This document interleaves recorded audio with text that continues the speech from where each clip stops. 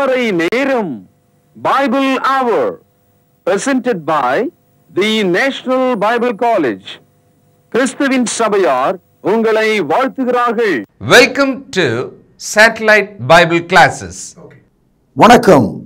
தேசிய வேதாகம கல்லூரி மாணவர்களே, மாணவ செல்வங்களே, கண்மணிகளே, பிரியமிகும் தோழர்களே, உங்கள் அனைவருக்கும் என்னுடைய நெஞ்சார்ந்த புதிய நாள் வாழ்த்துக்கள்.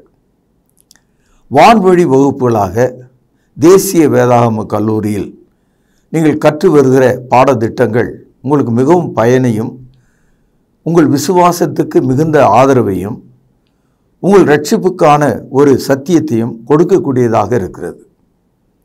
இதை படிக்கிற மக்கள் பல்வேறு வயது உடையவர்கள். அவரவருடைய வயதுக்கு தக்காற்போல உங்களுடைய கேள்விகளும் இருக்கும். உங்களுடைய கேள்விகள் ஒரு யோசனையாக இல்லாமல் தேவனுடைய வார்த்தையாக பதிலாக நீங்கள் பெற்றுக்கொள்ள வேண்டும். Let us not imagine or dream about God's word. Let us see and understand. கனவு கண்டு தேவனுடைய வார்த்தையை தெரிந்து கொள்ள வேண்டாம். வேத வசனத்தை கொண்டு நாம் தேவனுடைய வார்த்தையை கற்றுக்கொள்ள வேண்டும். நம்ம ஊரில் ஒரு பழமொழி உண்டு. கண்ணால் காண்பதும் பொய், காதால் கேட்பதும் பொய், தீர விசாரிப்பதே மெய். இது நீங்கள் பல முறை கேள்விப்பட்டிருப்பீங்க. அப்போ இதிலிருந்து என்ன தெரியுதுன்னா, ஒரு உண்மை அல்லது ஒரு சத்தியத்தை தெரிந்து கொள்ள வேண்டுமானால் நம்முடைய கண் கூட ஏமாற்றிவிடும், நம்முடைய காதுகள் கூட ஏமாற்றிவிடும். ஆனால் நம்முடைய கண், காது ஆகிய இரண்டையும் இந்த உடலோடு சேர்த்து அறிவாக அதை கவனித்தால், மெய் என்பது இந்த இடத்துல உடல், உங்கள் முழு உடம்போடு இந்த விஷயத்தை கவனித்தால் நீங்கள் அந்த சத்தியத்தை தெரிந்து கொள்ள முடியும். ஆகவே கண்ணால் காண்பதும் பொய், காதால் கேட்பதும் பொய், தீர விசாரிப்பதே மெய். தீர விசாரித்தல்னா என்ன அர்த்தம்? அதை குறித்த ஒரு ஆய்வு, தேடல், முயற்சி, இதெல்லாம் நம்ம கொள்ளணும். ஆங்கிலத்தில் ரொம்ப அதிகமாக பேசுகிற ஒரு வார்த்தை ஐ நோ அப்படின்னு எப்போ பாரு மனிதர்கள் சொல்லுவாங்க. எனக்கு தெரியும், எனக்கு தெரியும் என்றுதான் அதனுடைய அர்த்தம். இந்த நோ என்ற வார்த்தை KNOW, இந்த நோ என்ற வார்த்தையிலிருந்து தான் நாலேஜ் என்ற வார்த்தை வருது. ஆகவே இந்த அறிவு என்பது அறிவதனால் வருவது.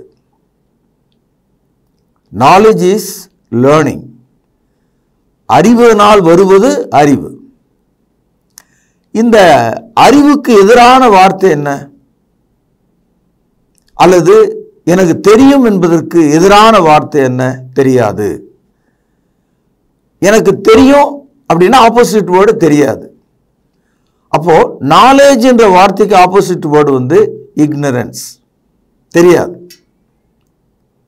சகோதரர்களே, கடவுள் இருக்கிறார் என்று சொல்கிற ஆளுக்கும் கடவுள் இல்லைன்னு சொல்றவனுக்கும் வேறுபாடு இருக்கு.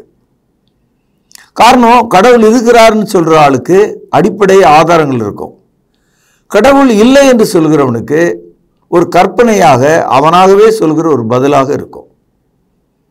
முதல் நூற்றாண்டு காலத்தில் கிரேக்கர்கள் மிகுந்த அறிவாளிகளாக இருந்தாங்க. அவங்க மத்தியில் கிரேக்க மொழியில் நாஸ்டிக் என்ற ஒரு வார்த்தை இருந்தது. இந்த நாஸ்டிக் என்ற வார்த்தை கெனாஸ்கோ என்ற ஒரு கிரேக்க சொல்லிலிருந்து வந்திருக்கிறது. இந்த யுனெஸ்கோ என்ற ஒரு வார்த்தை கூட நீங்கள் கேள்விப்பட்டிருப்பீங்க. ஆனால் இந்த கெனாஸ்கோ அப்படின்னா அறிவுன்று, அவ்வளோதான் அர்த்தம், நாலேஜ், அவ்வளோதான். நாஸ்டிக்னு சொன்னால் அந்த அறிவுக்கு எதிராக இருக்கிறதெல்லாம் நாஸ்டிக். அதனால தான் நாஸ்டிசம் அப்படின்னா மறுக்கிறவர்கள், இதில் அறிவு இல்லை என்று சொல்கிறவர்கள். இயேசு கிறிஸ்துவை ஆரம்ப காலத்தில் அப்போஸ்தலர்கள் அறிவித்த போது கிரேக்கர்களுக்கு அது ஒரு குழப்பமாகவே இருந்தது. காரணம், கிரேக்கர்கள் அறிவை நம்புகிறவர்களாக இருந்தாங்க. The Greeks believed the wisdom or knowledge. இந்த அறிவு இல்லாத ஒரு விஷயத்தை கிரேக்கர்கள் ஏற்றுக்கொள்ள மாட்டாங்க. சொன்னது விளங்குச்சா உங்களுக்கு? 1 கொரிந்தியர் 1 அதிகாரம் 22 வசனம், யூதர்கள் அடையாளத்தை தேடுகிறார்கள், கிரேக்கர்கள் ஞானத்தை தேடுகிறார்கள். இது முதல் நூற்றாண்டு காலத்தில் மனிதர்களுடைய நிலைமை தான். The Jews seek sign, the Greeks seeks wisdom. ஆக இன்னைக்கு மத விஷயத்தில் மக்கள் இப்படி தான் இருக்காங்க. சிலர் அடையாளத்தை தேடுறாங்க, சிலர் அதில் ஞானம் இருக்கிறதா என்று தேடுகிறார்கள். இப்பொழுது 1 கொரிந்தியர் 1 அதிகாரம் 24வது வசனம். ஆகிலும் யூதரானாலும் கிரேக்கரானாலும் கவனிங்கள், எவர்கள் அழைக்கப்பட்டிருக்கிறார்களோ அவர்களுக்கு கிறிஸ்து தேவ பலனும் ஞானமுமாய் இருக்கிறார். கிரேக்கர்கள் ஞானத்தை தேடுகிறார்கள், யூதர்கள் அடையாளத்தை தேடுகிறார்கள். ஆனால் தேவனை பிரியப்படுத்துகிற விசுவாசிக்கு தேவன் ஞானத்தையும் பலத்தையும் கொடுக்கிறாராம். Christ become wisdom and strength. ஆகவே என் அன்பு சகோதரர்களே, பைபிளை நாம் படிக்கும்போது ஒரு அடையாளம் தேடுவர்களாகவோ வெறும் ஞானத்தை தேடுவர்களாக இல்லாமல் இயேசுவை தேடுவர்களாக நாம் வரும்போது தேவன் நமக்கு பலனையும் ஞானத்தையும் தருகிறார். காரணம், அதிகமாக ஞானத்தை தேடின ஆள் முடிவில் பைத்தியமாக மாறுகிறான். அதிகமாக அடையாளத்தை தேடின ஆள் முடிவில் சூனியத்தை கண்டுபிடிக்கிறான். ஒன்றுமே இல்லை அப்படின்னு சொல்ல ஆரம்பிச்சிட்டான். ஆக இந்த மாதிரி தேடுவதை விட்டுவிட்டு சத்தியத்தை நாம் தேடுவர்களாக இருக்க வேண்டும். 1 கொரிந்தியர் 1 அதிகாரம் 25வது வசனம். இந்தபடி தேவனுடைய பைத்தியம் எனப்படுவது மனுஷருடைய ஞானத்திலும் அதிக ஞானமாக இருக்கிறது.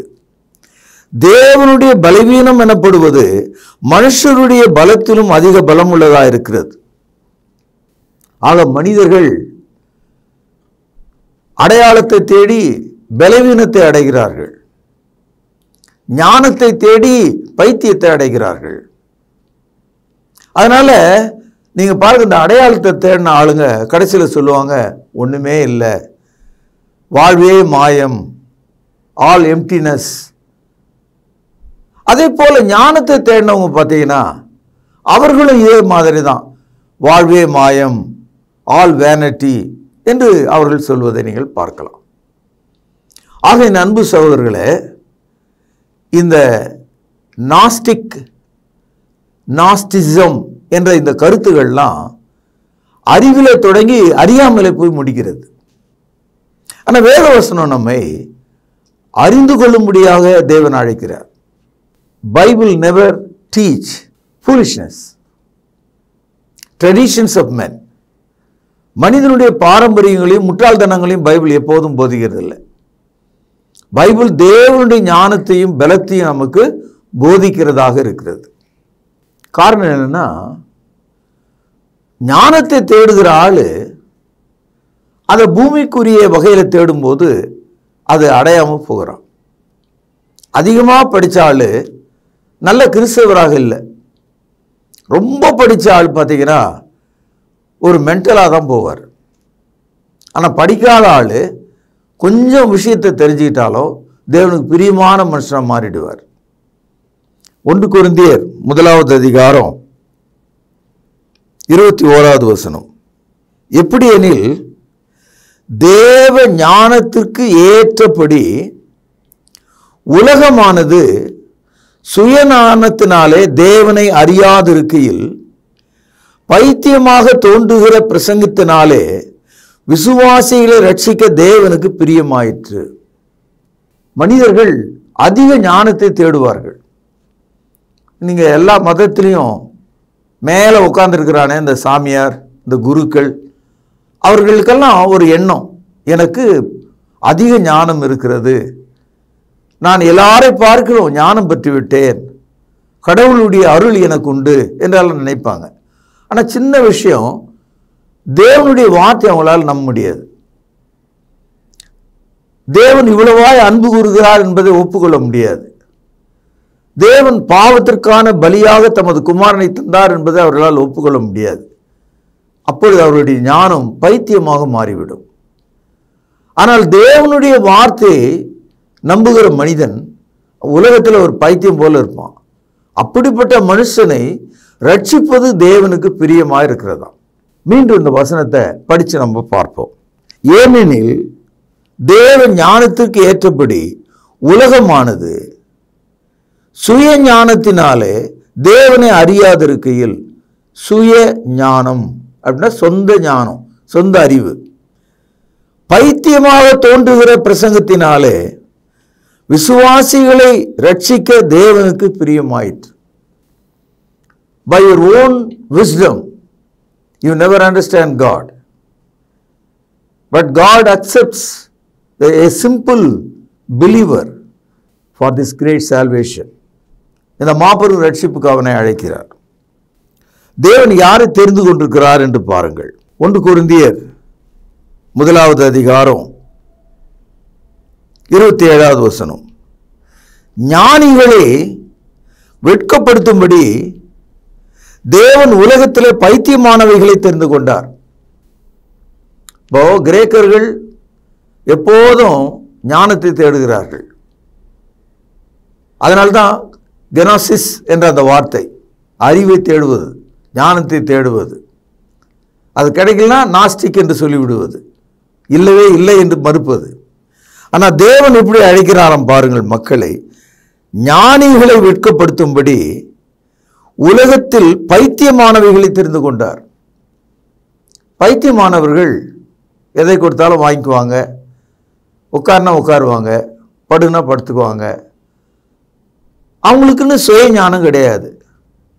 அந்த அளவுக்கு தேவன் மேலே பற்றுதலாக இருக்கிற ஒரு மனிதன், கர்த்தர் சொன்னதை அப்படியே ஏற்றுக்கொள்கிற மனிதன், எல்லாவற்றிலும் கீழ்ப்படுகிற மனிதன், அப்படிப்பட்ட மனிதனை தேவன் தெரிந்து கொள்கிறாராம். நீங்கள் பைபிளை படித்த ஒரு கேரக்டர்ஸ் எல்லாம் பாருங்க. நீங்கள் கர்த்தர் சொன்னதை அப்படியே கேட்டு நடப்பாங்க. ஆபிரகாமை அழைத்து நான் காண்பிக்கும் தேசத்துக்கு போ அப்படின்னு ஆதியாகமம் 12வது அதிகாரத்தில் சொன்னார். உடனே அவன் புறப்பட்டு போயிட்டான். எங்கே போனோம், எந்த பக்கம் போனோம், அது எந்த திசையில் இருக்குது, இந்த மாதிரிலாம் கேட்கவே இல்லை. ஆனால் அவன் அந்த கானானுக்குள் போயிட்டான். மோசேயின் இடத்துல கர்த்தர் ஒரு கோலை பார்த்து அந்த கோலை கீழே போடுனார். போட்ட உடனே அது ஒரு பாம்பாக மாறியது.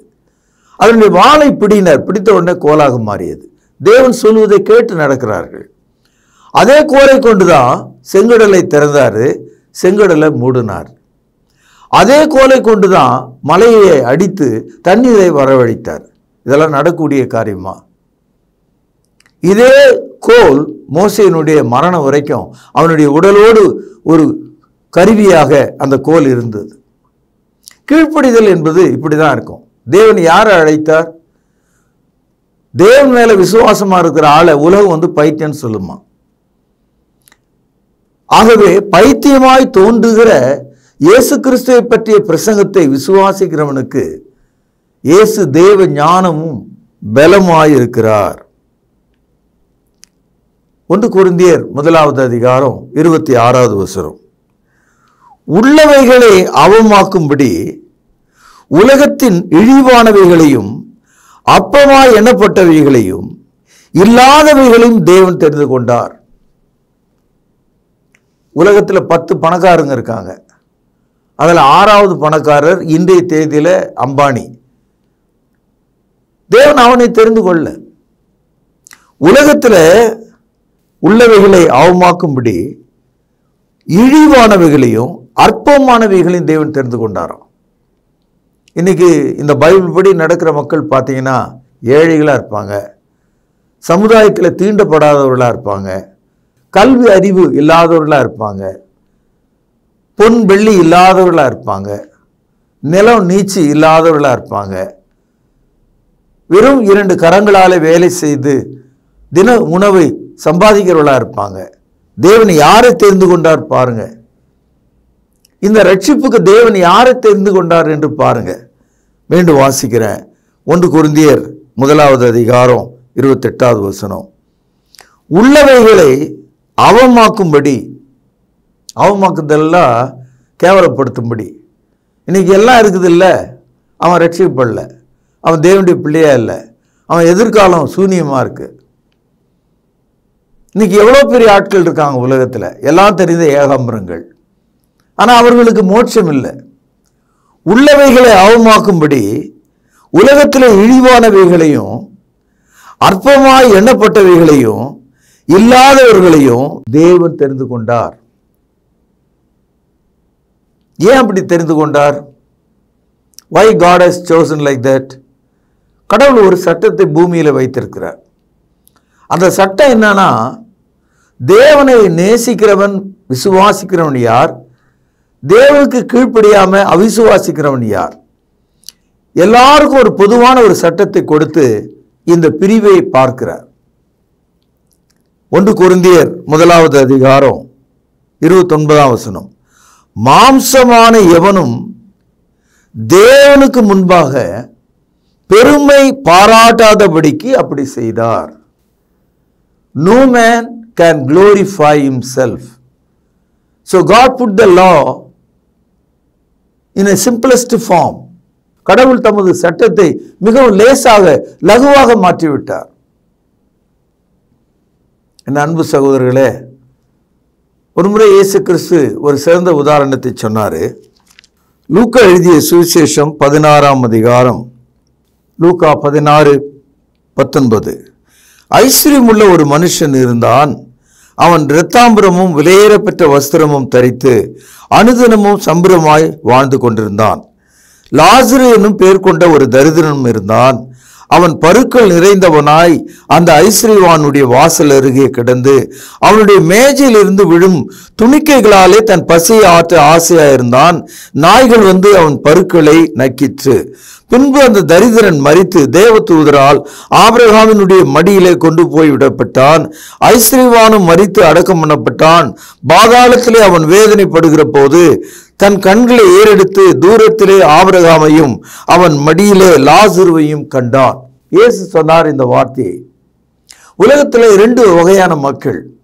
ஒருவன் தன்னுடைய மேசையிலே அளவுக்கு மீறிய உணவோடு, சிறந்த உடைகளோடு, செழிப்போடு எல்லா நேரங்களிலும் சாப்பிடுகிறவனாக இருக்கிறான். உலகமே என்று அவன் வாழ்கிறான்.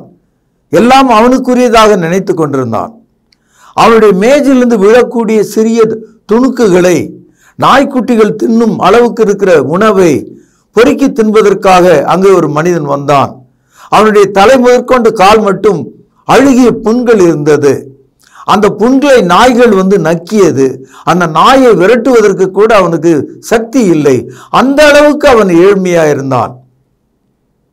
2 பேரும் மரித்தார்கள். ஒருவன் ஆபிரகாமினுடைய மடியிலே ஆதரவாக இருக்கிறான். அவன் தான் அந்த ஏழை. அந்த பணக்காரன் மரித்தானே, அவன் நரகத்திலே தன்னுடைய கண்களை ஏறெடுத்து பார்க்கிறான். சுண்டு விரலின் தண்ணீராலே அவனுடைய நாவு குளிர வேண்டும் என்று கெஞ்சுகிறான். இந்த வரலாற்றை நீங்கள் படியுங்கள். தேவன் யாரை தெரிந்து கொண்டார்? உலகத்தில் யாரை தெரிந்து கொண்டார்? வாசிப்போம்.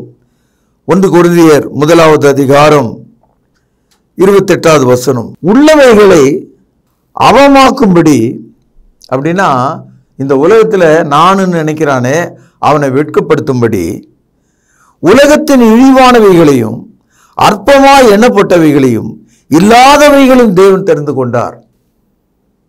சகோதரர்களே, to know, to learn, to recognise, to understand என்ற அநேக கருத்துக்கள் அடங்கிய வார்த்தை தான் நாலேஜ் என்பது, நாசிசம் என்பது. இந்த நாலேஜ் எல்லாவற்றுக்கும் நமக்கு உதவுதா, பயன்படுதா? ஏன்னா தேவனுடைய ஞானத்திற்கு ஏற்றார் போல அந்த அறிவை அடைவதற்கு நமக்கு மனம் இல்லை. இப்போ பல்கலைக்கழகங்களில் படிக்கிறாங்க, படித்து டாக்டர் பட்டங்களை வாங்குறாங்க. அவங்க எழுதுறாங்களே, அதுக்கு பேர் வந்து தீசிஸ்னு பேர். அந்த பட்டங்களை பெறுவதற்கான தீசிஸ் எழுதுறாங்க. அந்த கருத்துகள் உடைக்கப்படும் போது ஆன்டி தீசிஸ் ஆக அது மாறிவிடும். கிரேக்க நாட்டில் இந்த அறிவு இல்லை என்ற விஷயம் எப்போதும் பேசப்பட்டு கொண்டே இருந்த ஒரு விஷயம். அதுதான் அந்த நாட்டில் அறிவை சார்ந்த அரிஸ்டாட்டில் போன்றவர்கள் இருந்தாங்க. கிரேக்க நாடு அறிவை சார்ந்த நாடாக இருந்தது. ஆனால் பைபிள் படி நீங்க பார்த்தீங்கன்னா தேவன் விசுவாசிகளை ரட்சிக்க பிரியமா இருக்கிறார். அறிவாளிகளை ரட்சிக்க அவர் விரும்புவது இல்லை. 2 விஷயங்களை அறிவு நமக்கு கேள்விகளாக வைக்கிறது. 2 விஷயங்களை அறிவு நமக்கு கேள்விகளாக வைக்கிறது. ஒன்று, தீமை நிறைந்த இந்த உலகத்தில் பரிசுத்தம் நிறைந்த தேவன் மனிதனாக எப்படி வர முடியும்? How can a holy God come to the evil world? ஆகவே கிரேக்கர்களுடைய ஞானம் அவங்களுக்கு இடரலாக மாறியது. அதே போல கிரேக்கர்கள் மத்தியில் இன்னொரு கூட்டம் இருந்தது. அவர்களுக்கு பேர் டொசிசம் என்று சொல்லுவாங்க. இவங்க கொஞ்சம் வித்தியாசமான ஆட்கள். இவங்க என்ன சொல்றாங்க, எதையும் ஒரு ஆவியாக தான் பார்க்க விரும்புவாங்க. நம்ம ஊர்ல பார்த்தீங்கன்னா எல்லா கடவுளையும் போதிக்கிறவங்க ஒரு ஆட்டம் போடுவாங்க, குறி சொல்லுவாங்க, சாமி வந்துடுதுன்னு சொல்லுவாங்க. அப்படிப்பட்ட ஒரு நிலையை தான் கடவுளுடைய நிலை என்று அவங்க நினைக்கிறாங்க. அப்படி நினைக்கும் போது இயேசு கிறிஸ்து மனிதனாக வந்தார் இல்லையா, மக்கள் அவரை பார்த்தாங்க, அவரை தொட்டாங்க, அவர் தன்னுடைய கருத்தை மற்றவர்கள் மேலே வைத்தாரு, அவர்களோடு சாப்பிட்டாரு, அவர்களோடு நடந்து சென்றார் இல்லையா. இது மாதிரிலாம் செய்ய முடியாது கடவுளாக இருந்தால் எப்பவுமே ஆவியாக தான் இருக்க முடியும், அவர் மனித உடலுக்குள்ள வர முடியாது. இந்த கருத்தை சொல்கிறவங்க தான் டொசிசம். இந்த டொசிசம்ன்றவங்க they don't believe physical form of God, they believe only God is a spirit. ஆகவே இந்த ஞானத்தை தேடுகிற கிரேக்கர்கள் அசுத்தம் நிறைந்த இந்த உலகத்தில் பரிசுத்தமான தேவன் வர முடியாதுன்னு அவங்க நினைக்கிறாங்க. The holy God cannot come into the evil world. இது அறிவாளிகளுடைய யோசனை. இந்த ஆவியை நேசிக்கிற இந்த டொசிசம் என்ற நம்பிக்கையுடையவர்கள் கடவுள் அப்படியே வந்தா ஒரு ஆவியாக தான் இருக்க முடியுமே தவிர அவர் மாம்சமா வர முடியாது, இப்படி இயேசுவை அவர்கள் விட்டுவிட ஆரம்பித்தார்கள். இந்த கருத்துக்களை எதிர்க்கிற ஒரு செய்தியாகத்தான் நாம் புதிய ஏற்பாட்டை பார்க்கிறோம். 1 கொரிந்தியர் 1வது அதிகாரம் 19வது வசனம் பாருங்கள். அந்தபடி ஞானிகளுடைய ஞானத்தை நான் அழித்து, நாஸ்டிக், ஞானிகளுடைய ஞானத்தை நான் அழித்து புத்திசாலிகளுடைய புத்தியை அவமாக்குவேன் என்று எழுதியிருக்கிறது. ஞானி எங்கே? வேத பாரகன் எங்கே? இப்பிரபஞ்ச தர்க்க சாஸ்திரி எங்கே? இவ்வுலகத்தின் ஞானத்தை தேவன் பைத்தியமாக்கவில்லையா? சிலுவையில் இயேசுனுடைய மரணத்தை கவனிக்கிறவர்கள் தங்களை அறிவாளிகளாக ஞானிகளாக நினைத்து கொண்டால் இயேசுனுடைய மரணம் உனக்கு பயன்படாது. அவர் சிந்திய ரத்தம் உனக்கு ஆறுதலாக பாவ மன்னிப்பாக இருக்காது. தேவனுடைய வார்த்தையை கேட்டு விசுவாசிக்கிறவனுக்கு தேவன் ஞானமாயிருக்கிறார், ரட்சிப்பாக இருக்கிறார். 1 கொரிந்தியர் 1வது அதிகாரம் 18வது வசனம். சிலுவையை பற்றிய உபதேசம் கெட்டு போகிறவர்களுக்கு பைத்தியமா இருக்கிறது. கெட்டு போற ஆளுக்கு தேவனுடைய வார்த்தை பைத்தியமா இருக்கான். ரட்சிக்கப்படுகிற நமக்கோ அது தேவ பலனாயிருக்கிறது. ஆகவே இந்த நாளில நாம் கற்றுக்கொண்ட பாடம், உலகத்தில் கண்ணால் காண்பது பொய், காதால் கேட்பது பொய், தீர விசாரிப்பது மெய். நீங்க வசனத்தை தீர விசாரித்து பாருங்க. யாரோ சொன்னாங்க அப்படின்ற நிலையில நீங்கள் ஒரு மதத்தில் இருக்கக்கூடாது. நீங்கள் மார்க்கத்துக்கு திரும்பணும். கிரேக்கர்கள் ஞானத்தை தேடுறாங்க, யூதர்கள் அடையாளத்தை தேடுறாங்க. அடையாளத்தை தேடுகிற யூதர்களுக்கும் ஞானத்தை தேடுகிற கிரேக்கர்களுக்கும் இயேசு இடரலாக இருக்கிறார். Christ became a stumbling block to Greek and Jews. 1 கொரிந்தியர் 1வது அதிகாரம் 23வது வசனம். நாங்களோ சிலுவையிலே அறையப்பட்ட கிறிஸ்துவை போதிக்கிறோம். அவர் யூதருக்கு இடரலாயும் கிரேக்கருக்கு பைத்தியமாயிருக்கிறார். ஆகிலும் யூதரானாலும் கிரேக்கரானாலும் எவர்கள் அழைக்கப்பட்டிருக்கிறார்களோ அவர்களுக்கு கிறிஸ்து தேவ பலனும் ஞானவுமாயிருக்கிறார். அன்பு சகோதரர்களே, இந்த நாளிலே நாம் படித்த இந்த செய்தி நம்மை ஒரு பக்கமாக திருப்பி விடுகிறது. ஒன்று ஞானத்தின் பக்கம் அல்லது அரை பைத்தியத்தின் பக்கம் நாம் இதுவரைக்கும் இருந்தோம். இந்த ஞானம் பைத்தியத்தெல்லாம் விட்டுட்டு விசுவாசம் உள்ள மக்களாக நாம் மாறணும். தேவன் பக்கமாக நாம் மாறணும். நாம் எவ்வளவு பலவீனர்கள் என்பதை நாம் புரிந்து கொள்ளணும். நான் கொஞ்சம் முன்ன சொன்னனே, லூக்காவில் 16ஆம் அதிகாரத்தில் ஐஸ்வர்யவான் ஞானமுள்ளவனாக எல்லாவற்றையும் சம்பாதிச்சு இந்த உலகமே சதம் என்று வாழ்ந்தான். ஆனால் லாசரு ஏழையாக இருந்தான், உணவற்று இருந்தான், நோய் உள்ளவனாக இருந்தான். யாரை தெரிந்து கொண்டார் பார்த்தீங்களா? யார் ஆபிரகாமினுடைய மடிக்கு போனான்னு பார்த்தீர்களா? அதுபோல தேவன் யாரை தெரிந்து கொண்டார்? உள்ளவைகளை அவமாக்கும்படி உலகத்தில் இழிவானவைகளையும் அற்பமாய் எண்ணப்பட்டவைகளையும் இல்லாதவைகளையும் தெரிந்து கொண்டார். இந்த நாளில் நாம் கேட்ட இந்த நற்செய்தி நல்ல ஒரு பாடம். இதன் மேலே நீங்கள் நினைவாக இருக்கணும். இந்த நாசிசம் என்பவர்கள் கடவுள் தீமை நிறைந்த உலகத்தில் வர முடியாது, இது அவங்களுடைய ஞானம்.